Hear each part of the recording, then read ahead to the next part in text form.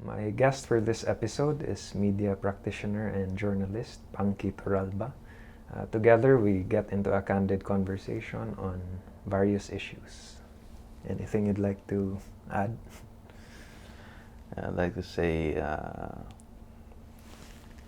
good morning, good evening, and good night. I hope you take something from this episode. Thank you.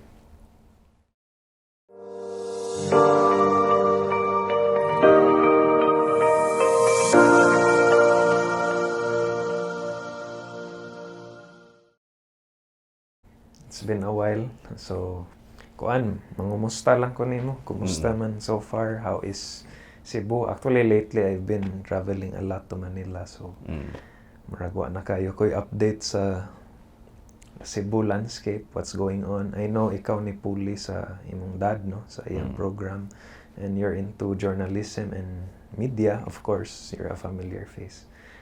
But siguro, walk me through your journey sa media. Well, actually, I really started in Norquis. My first job was in Norquis, So shout out to the Kisumbing family. When I started there, that's when everything fell into place. Because I never finished yet during that time. While I was working in Norquis, so I developed my skills and everything with the Kisumbing family, because obviously my dad and the Kisumbing family are very close. But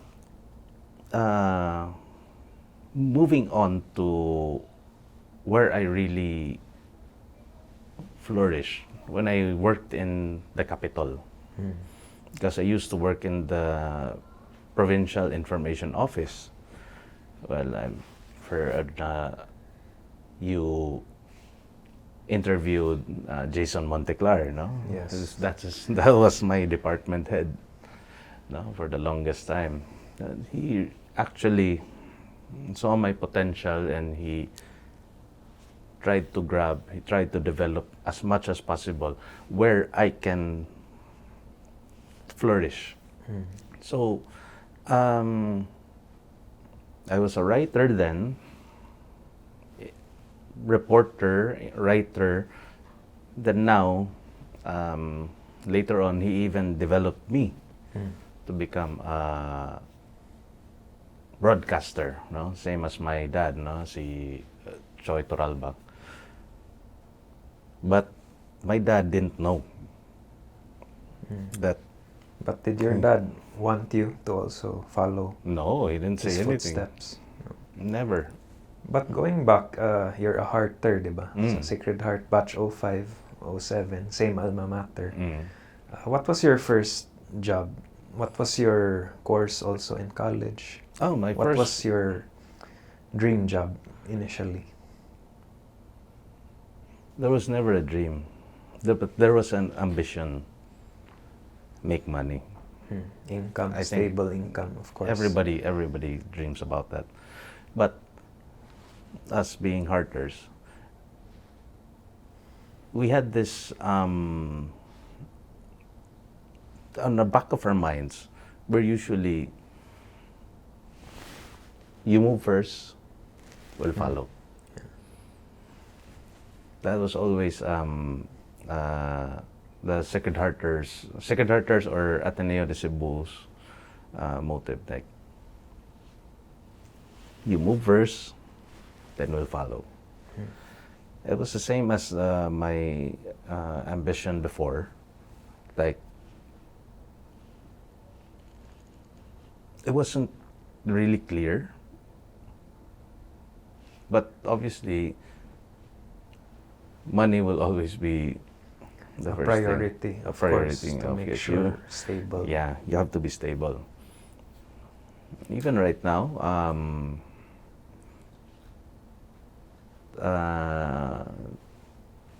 I'm single. I don't really look for relationships or anything. It's always work. Job, no? Job growth, opportunities. But, that's how my development went through to broadcasting. Is my dad was a broadcaster, Yeah, very prominent name prominent in Cebu. broadcaster. Even interviewed him before. Then Jason Monteclar, my old boss, was also a broadcaster. Gave me the opportunity to be a writer. I was even a graphic artist first. Then I applied for Capitol. I didn't know who Jason was until he told me to write something because he was complaining about a certain article. Can you revision this? Did it. That's when he said, like, are you sure you didn't graduate? So he was impressed with Impressed, your work, no. with your writing. She says, are you sure you didn't graduate? He said, no, I graduated in Fudan. Fudan University is in China, so I'm sure everybody is going to be, why did you go to China to graduate? Because Ano sa imong giskwela sa China? linguistics. Linguistics. So now the Chinese linguistics was part of my course because Norquist does not promote people who didn't graduate. So what they did, because Norquist is very keen on scholarships, they sent me to China. So two birds with one stone. You can speak Chinese, you can deal with the suppliers. So now, moving forward,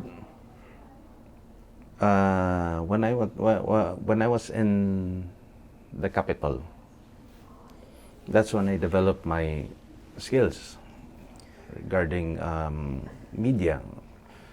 How I studied, like, how to look for the topic, how to look for the points, where to look for the... But mostly political Yeah, content. it's usually political content under the PIO, no? The Provincial Information Office. But this was during the time under the Davide. I wasn't working under Garcia, so that's when I started developing na hinoon slowly, no, how to look for topics, like where do we start, where do we end, what is it about? Because growing up right beside my dad, he usually throws the newspaper, no, at the side. Then I'm the one who's supposed to pick it up. But while picking it up, I read page after page after page. No? So that's why we weren't really close with my dad earlier in my life. Si Choi Torralba. But moving on, I was 21, 22. Sa later years na. Later years na. Nagka-close mo. That's when we Developed became a close. bond. Because of my mom. Why? My mom actually kicked me out of my house. Then later on, my dad was asking me, are you doing drugs? Are you drinking? Are you looking for a fight? I just told him it was because of a girl. Nagsakit ka? Ato? No. Oh. I got kicked out because there was a girl in my bed. Okay. So that's why my dad was like, buang mo ni mo mama. But that's why we became so close. That's why the development of my development came from Norquis, came from Capitolio, then recently was the election. No? What was your course after high school? Where did you study? My first course was actually civil engineering in University of San Carlos, then information systems in Siliman. Then I finished in Fudan University, linguistics in Shanghai. So actually I was even shocked, no, because I thought Fudan was like this backyard school in China. How long were you in China? A year and a half, no. So basically, when I was in China, I was able to, these issues now, going on between China and the Philippines with the water cannon and everything. Honestly speaking, the Chinese people, actually, the coastal areas, Shanghai, Nanjing, Beijing, going down to Guangzhou, they really love Filipinos. Honestly speaking, they really love Filipinos. Why? Because of the one-child policy. Because everybody has this mentality in China. They're the princess of everything. But the Filipinos, you tell them to wipe the table, they will not only just wipe the table, They'll make it. they will really very make clean. it shine. Okay. But going back to your early career sa Norquis, how long were you there? What was your Around 5 years. main job there? I started in ads and promos, no? So basically, ads and promos and business development. So basically, we try to develop certain areas, no?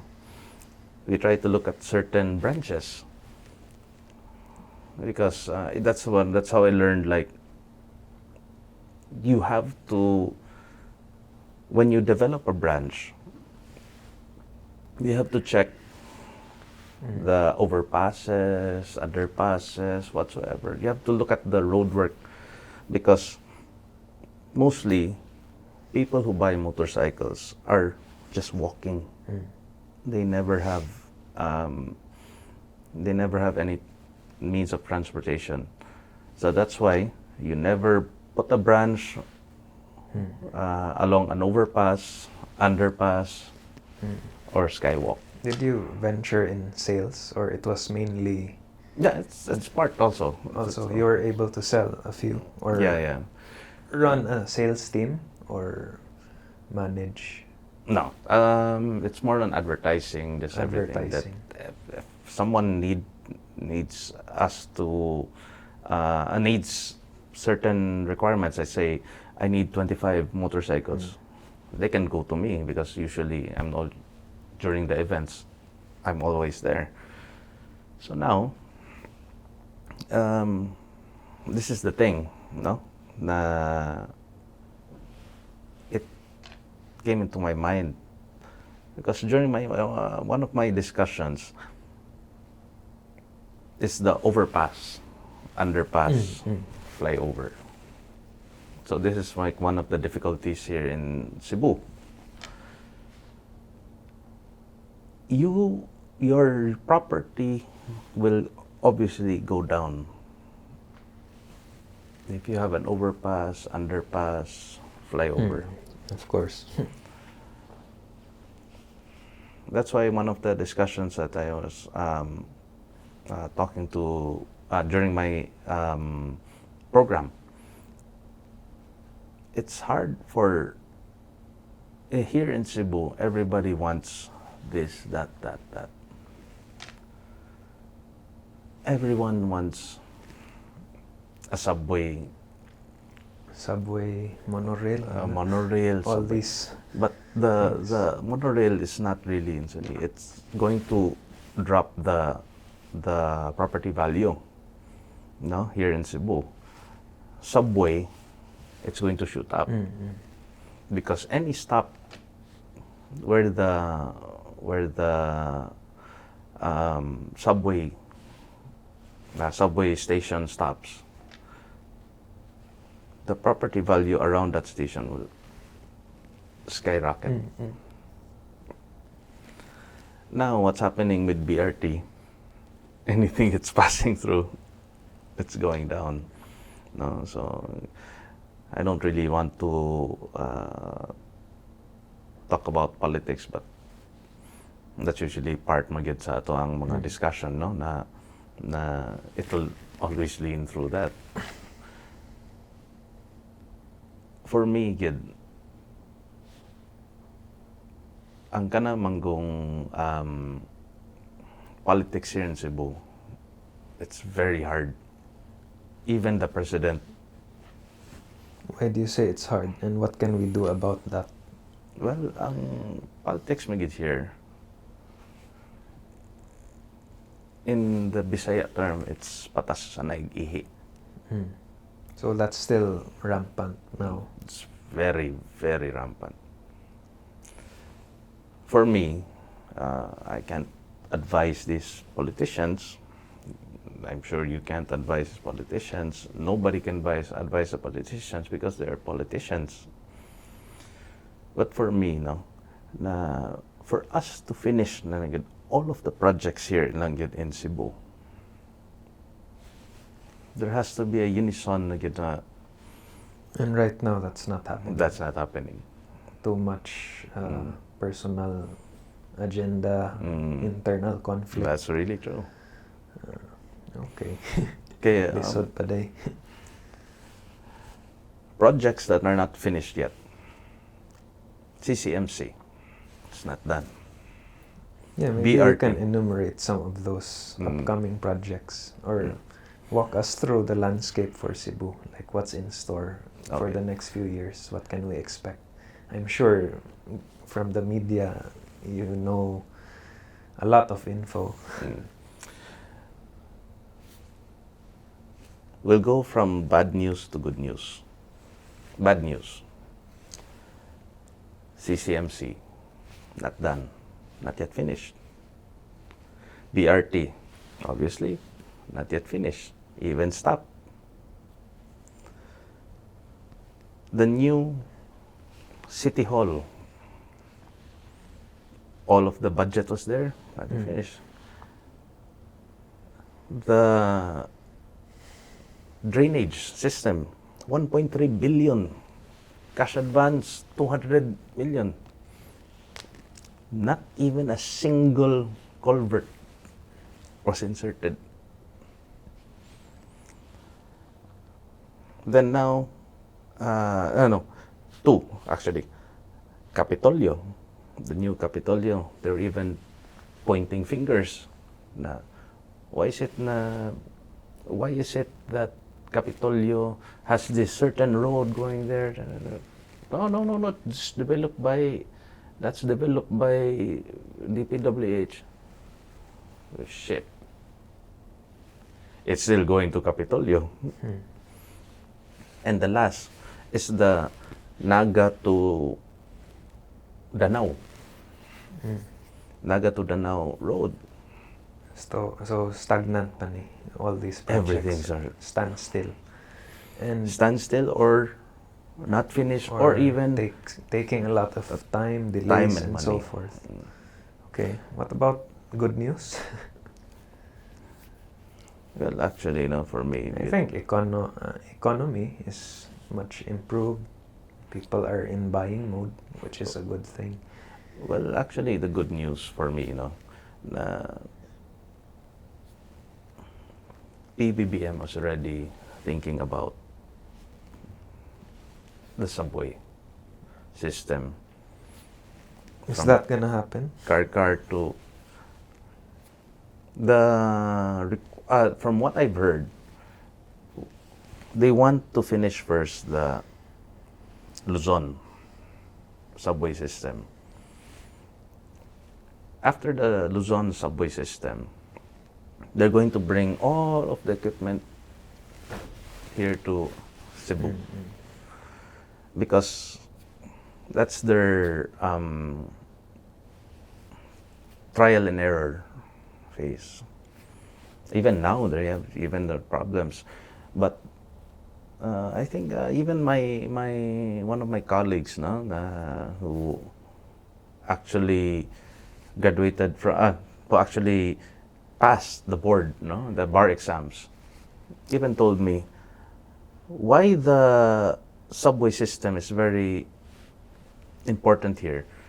Because the subway system actually develops the drainage system, no? You know, we're not all engineers and everything, but I understood what he was saying. That's why for me, the development of Cebu right now, we have to start finishing all of our projects, no? One by one by one by one. But it needs unity, of course. Yeah, because everybody's trying to cooperation and solidarity. coordination. It's even the traffic, no? Na Yeah, we need to address the infrastructure here. Yeah, That's what I was observing. It's even worse, I think, personally for me than Manila. Because Manila, at least there's a skyway. there's a wider roads. road. But here, the roads are quite narrow. you have no option. It's not really planned properly. It's medyo katag ba? Piot na kayo. See, this is the mistake of some people. Their mindset, they want to develop roads, another road. You put another road here, you put another road there. Let's say that's the road, point A, point B. You put another road there, you put another road here. It's the same story. Unless you give people another option to transport themselves other than PUJs, MPVUV, taxis, Grab, personal vehicles. That's when you develop a subway system. Do you develop a BRT? The BRT, for me, it has to be done. Although it is old school, old technology, it has to be done. Because even anyone, no, who goes to China, who goes to Japan, who goes to Korea, who goes to wheresoever, Hong Kong, you have to, most of the people will ride through public, no? Public utility vehicles whatsoever. Because for me, the BRT is just an addition for our transportation infrastructure. Okay. What else? What else can we do about Cebu? How else can we improve? What are some outlooks over the next few years? But for me, we have to have same as the MMDA, no, Metropolitan Development Authority. Because the problem here in here in Cebu, lang mismo, the problem is let's say this is Cebu, that's Mandaue. There's different ordinances there that applies to this. There are different ordinances here that applies to Cebu. Nobody follows. What happens also, especially the jeepneys, you're only until here in Mabolo, near Sykes, then you have to go back. Now, if you have the jeepneys, same as the IT Park to Minglanilla, that's crossing all the way there. You're actually subtracting one road. If you subtract one road, you get example, I'm from Manawa. I want to go to Mandaue. You have to ride 2 jeepneys. Obviously, I will know that because I'm also commuting. But if you have, this was during the time of pandemic. If you ride from Banawa going to Mandaue, there was a bus before, Pandemic time. during pandemic time. Everybody rode that bus going to Mandaue. No problem, no traffic, no anything. Okay. That's one of the things, no, na you expand the route. Not like when you say Guadalupe to SM. That's a far route. But if you say Colon to Ayala, you're at this. But SM and Guadalupe is like that. That it also passes Ayala. So that's why you extend the routes, you minus the jeepneys. Plus, pag you're helping naman noon na one of the ideas I've heard, this is, I will commend Regalon. What's his idea? What if we had double-decker jeepneys? That could work. But wala pa na karon. It's not legal. Legally, it's not legal pa. Unless the DOTR moves. That's one of the. I was like, if could be plausible, could happen. Even the BRT, we're not going to use one-floor jeepneys. One-floor buses. That's two-floor bus. Two-floor bus. Singapore-like. Yeah, could be. Because from everything, every time I hear the word Singapore-like, I think layo pa dyan na tinuod.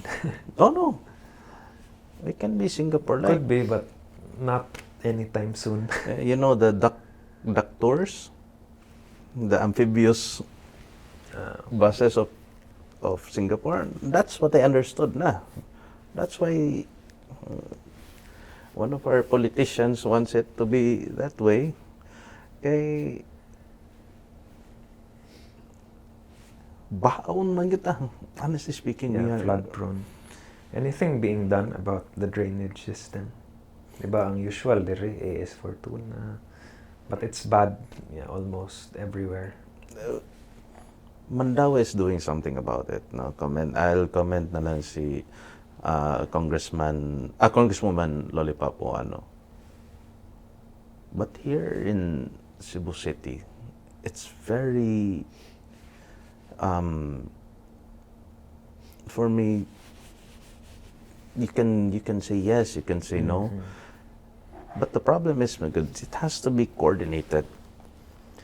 Yeah, because my impression of Cebu now, it's so tight, congested. It's hard to get around, even if it's so nearby. It's very inefficient now. It's always inefficient. What inefficiency does, it will affect economy. Given.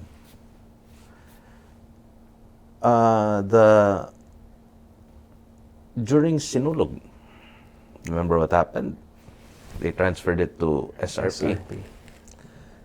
Yeah, I was there the last Sinulog. Who complained about it? All of the hotels. Why is it there? Yeah. Why is it? Most opted to in where it used to be, dito sa main, di ba? Yeah, sa Cebu City Sports Complex, CCSC. Sinulo ng pananawigan, sinulo ng kabataan, successful in CCSC. That was the feedback recently after this latest sinulog, that people want it back there. Right. For me, manggod na economic sabotage na maginahitabo.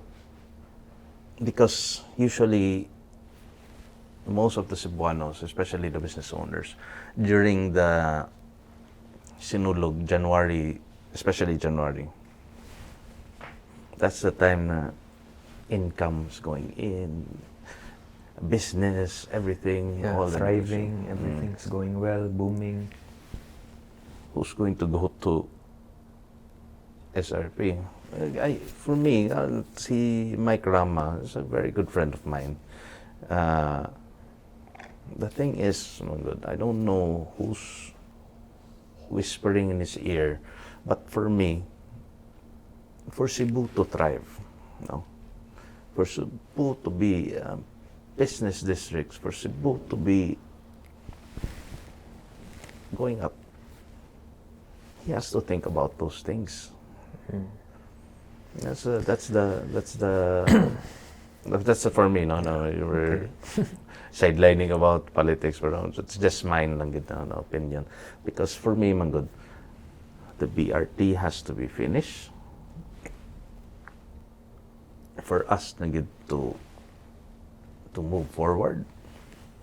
Because we cannot loan anything sa World Bank if that does not get done. Now this thing is getting expensive, more expensive, delays, this and that. That's why for me, get na here in Cebu lang mismo, no? Because we have politics, na the provincial politics, the local politics are always at odds. Yeah. Okay. But siguro we can delve more a bit into your media, journalism, background journey. How's the station doing? How's radio? How's media in general these days? Considering, of course, these days it's more on online, Facebook, TikTok. It's shifting how news is relayed, and of course a lot of fake news here and there. And it's very different now compared to decades ago. Yeah, actually, So, what's new in the media scene these days? No, actually, in the media scene, no, na, because obviously we've lost two. Bobby Nazaro, Choi Torralba, and now key figures, of course, very familiar names. Yeah, Leo Lastimosa is that we actually lost the station, no, DYAB, because now one of the more important things, because we're basically losing most of the media now. CNN is closed. SMNI is even has this issue. ABS-CBN obviously gone to the wind. So we only have GMA. So that's DYSS.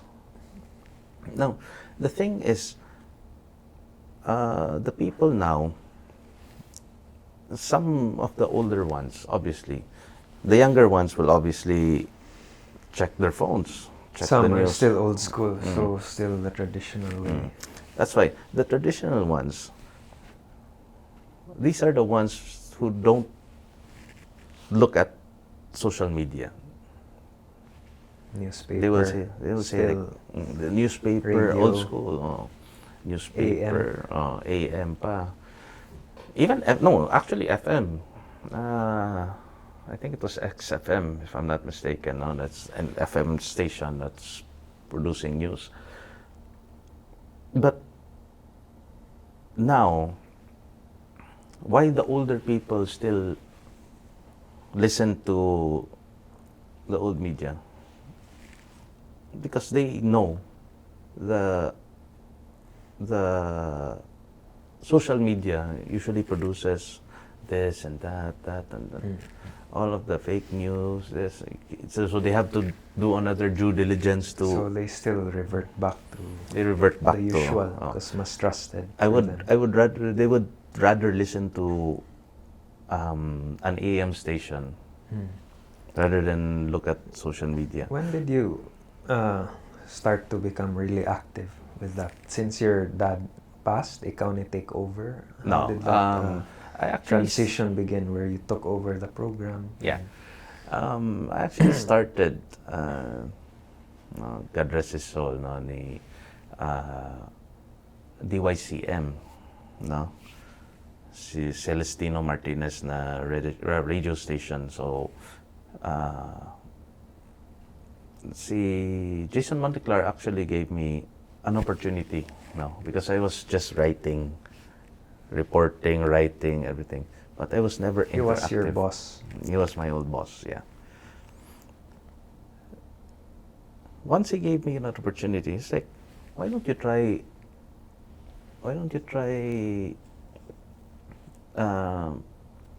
commentating or broadcasting? I was really adamant. But now you've learned the ropes, you're used to it now. Yeah, You're familiar. You're talking to a microphone. Nobody's looking at you. But many are listening. But you know that a lot are listening.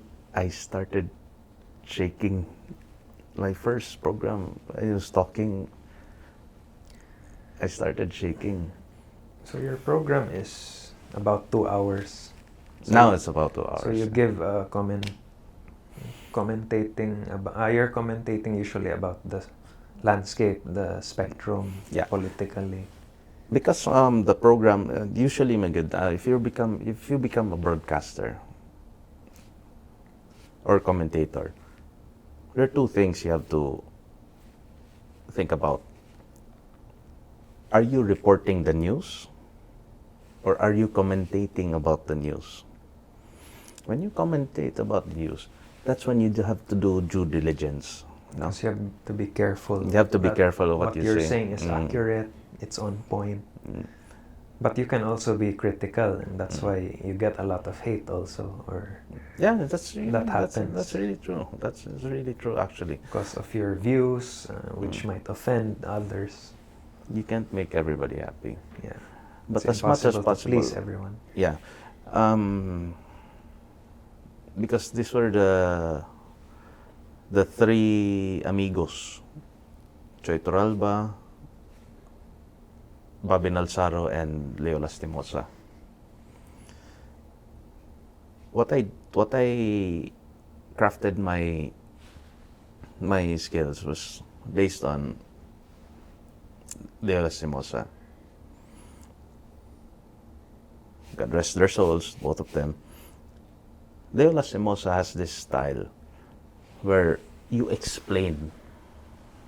try to explain to the people what's happening. Let's say the PI, no? People's Initiative. Yeah. Now it became political initiative. Nobody understood what it really meant. So that's where that's layman's term. In layman's simplified na lang yun, as much as possible. This is the style of Leo Lastimosa. This is where I try to copy myself.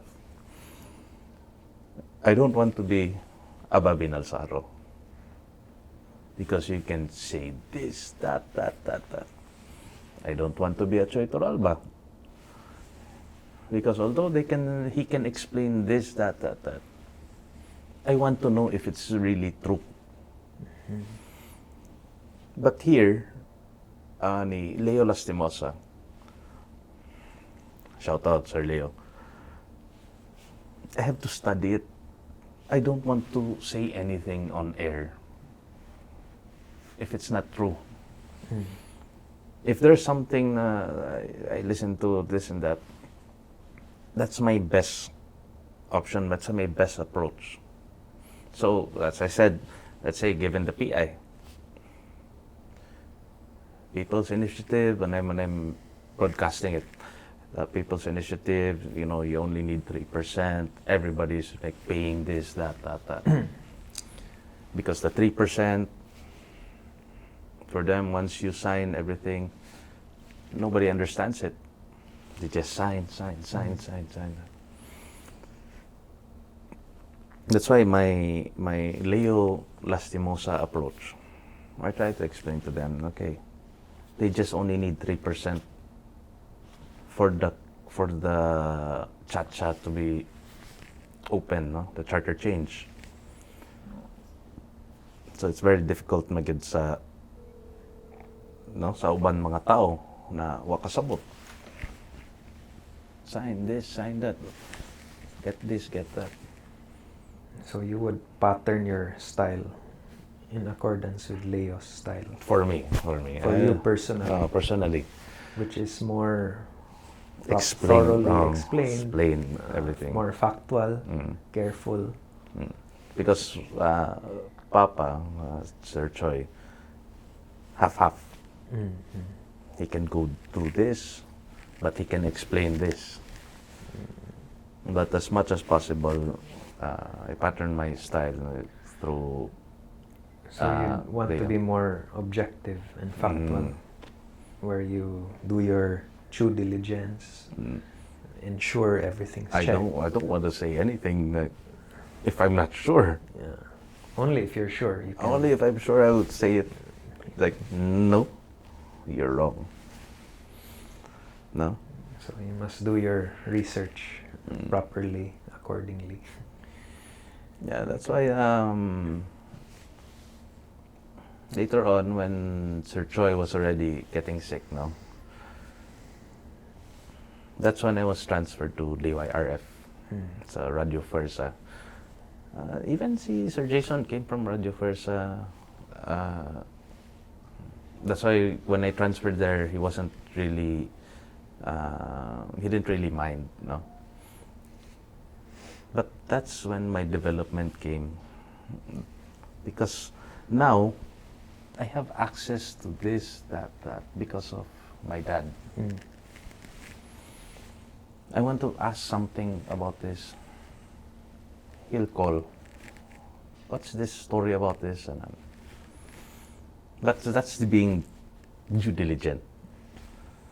No, because before, I just waited for the news to come to me. Now,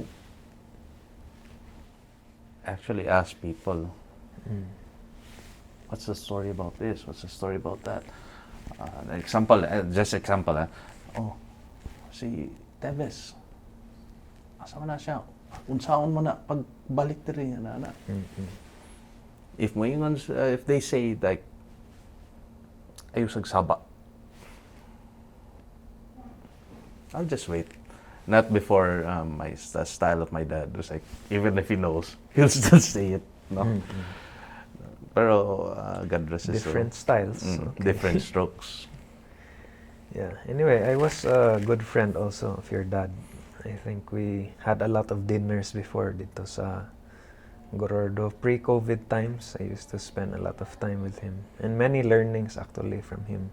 About life in general, kanang mga diskarte. So, special guy, I would say. Very kanang unique character. Actually, we both lost our fathers last year. So the same I think year. we have that common bond, you would say, na we lost them in the same year. Through, cancer, similar ang illness.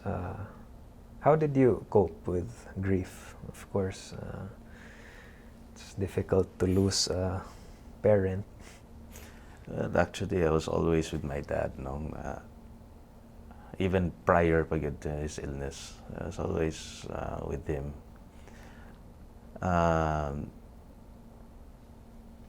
Like through thick and thin, like even if he feels sick,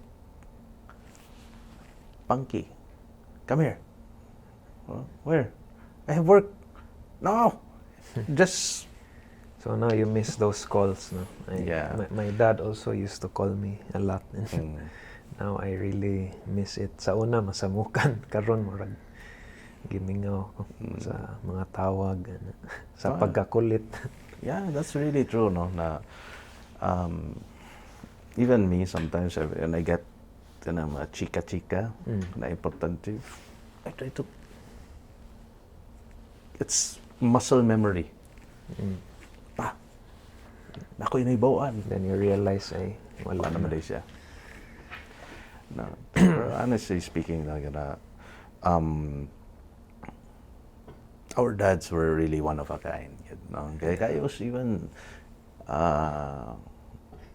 still working pag atong time na we go to Panky, come here to Gordo, Gordo. Oh yeah, there were Gateway. times that you would show up, no? I remember. Yeah, they're in Yeah, those were memorable dinners. Grabe to ang kaon ato mga lami sa Cebu. Mga Pero sa pangsuri. cafe, Vienna Coffee House. Yeah, before there used to be Yeah. one in Gorordo That was beside one of our those, showroom. Always there. Pero Yeah. that's the thing na same as us na when our dads try to call us. Like, where are you? Yeah. I'm out. Come here. Yeah, it's only later you realize. Before you didn't really value it or you took it for granted. Then it kicks in now that they're gone. Then you realize how much influence they actually had on you. What would you say was your dad's biggest influence on you? Aside from media journalism, since that's already ingrained and you're already carrying on the legacy. What else has he imparted, mga wisdom? Well, for me, my dad actually, God rest his soul,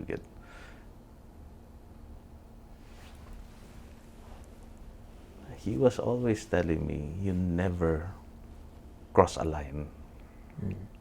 No matter what you do, you never cross a line. Why? Obviously, people will hate you for that. But while you never cross the line, if this person needs help, try to help him as much as possible, because there's no monetary value once you get that person's, Trust or trust bond and everything. or Yeah, that bond that gets built na beyond anything everything. transactional. No monetary value will build something. Because once that you have a problem and you call that person that you help, they will never turn you down or turn you down. That's one of the things. But you do not expect them to do that. As much as possible, you do not expect them to do that. But as much as possible, you try to help. If you don't have money, try to help them in other ways. If he doesn't have money, just still try to help them. Yeah. That's one of the teachings of my dad, ni Sir Choi Torralba, na wa na kay kwarta. There are other means of helping, even listening, even giving advice, or even in some way. Pakatawa na lang. Yeah, even in that regard, humor. Yeah. Even you and my dad, during the time na healthy pa kay sila, kiat pa kay. Yeah, he was very funny also. He had very good punchlines. May kay comedic timing, and he would say it with a Kalma. deadpan expression, but which makes it funnier because of the no reaction, deadpan expression. Oh, yeah, that's really true. And he had a way of telling stories. He was a good storyteller. Yeah. But I remember, bugoy man to siya, no? I mean, in his early days, I know he was somewhat of a juvenile or kanang delinquent, or he relayed to me that he did all the nasty things. Then, as he got older, diha to siya murag mas nausab na, mas nilaylo, mas ni kalma. Yeah, he was actually a real character, na I didn't need anyone else to tell me. He told me himself. Because Papa, like one of his stories, I'm not sure if he told this I'm sure he didn't tell this story during your last interview with him. He shared about katong he was gunned, katong there was an attempt on his life. He shared a few things na bugoy siya, chick boy kay siya. That's actually true, no? God rest his soul, si Raul Del Mar was the one who actually, Raul Del Mar and Tommy Osmeña, actually both of them, actually helped him go inside one of these, I'll not mention the hospital, one of these private hospitals during that time, because he wasn't even allowed to go in. I'll not mention lang the hospital, pero okay. Mo nang hospital nagtabang sa nako, no, because I have hypertension. He wasn't allowed to get in because he needed to have this signature and everything to be admitted. No, who's going to pay? So there's this private hospital, bro. I'm sure they're not practicing that now. That was before. Like, they never allowed. This wasn't from his recent illness. No. This was the one where he was gunned down. That time. That was 2008 or something? No. 20. I was still in high school. I know. I read a few articles 2004 or 2004. Yeah, 2004. Around 2004, I think. So now, you are not allowed to get inside the hospital if you never signed those papers, those documents. How can you sign? You already got shot. Yeah, of course. 5 times, I think. 5 times. He's already going in and out of consciousness. That's why I'm not, I don't want to mention that hospital, but actually helped him a lot later on. The good thing was, Congressman Raul Del Mar was talking, I don't know who was the governor during that time, I think it was Gwen during the time. Found out Papa was in that hospital, so it was nearby. Crossed to the hospital. The one who brought him to the hospital was like, didn't know what to do. Well, then when they arrived, oh, what happened? Choi got shot. And now, why is he still here? They won't allow him to go inside. Because of that The signature. whatever protocol. When his life was He was so on mad. the brink. He was so mad at the administrator. Tommy arrived. Mayor. He was still mayor during that time. Why is he still here? Then Raul Del Mar just said, they won't let him in because nobody's going to sign for him. So he's like, why didn't you sign for him? I tried signing for him. They don't allow because I'm not part of the family. Not a family member. So he said, he told the one in front, you let him in. If you're not going to let him in, I will close you down. You know what the nurse said? Who are you? So now, because this nurse actually was not from Cebu, so she didn't know. She didn't know who Tommy was. Okay, that's funny because Tommy is a very known known figure, figure very in familiar Cebu. face. I'm the mayor of Cebu. So, I was like, okay. So she let them in and everything. That was the funny thing now. It was my brother. He had this history of certain things. But now, at least it's clean. All of the cell phones, wallet. The nurse asked, where do I have to give this? So my brother was nearby. He said, give it to me. Gave his wallet, cell phone, his bracelet, his watch, everything. Rolex watch. Well, he had it. My dad came back to consciousness.